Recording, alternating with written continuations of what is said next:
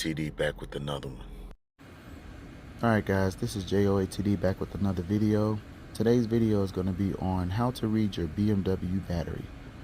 Alright, if you go up here at the top right corner, you have the part number, and then you have the CCA, which is cold cranking amps.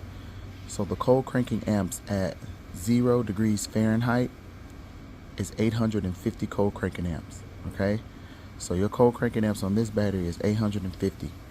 Here is the amps, the amp hour at 20 hours. Your amp hours on this battery is 92. So if you're needing a new battery and they ask you what's your amp hours, that's what it is, 92 on this particular battery.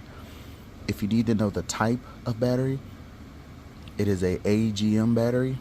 So if you're going to do like a battery test with a tester and it asks you what is your battery type, this is what it is, AGM.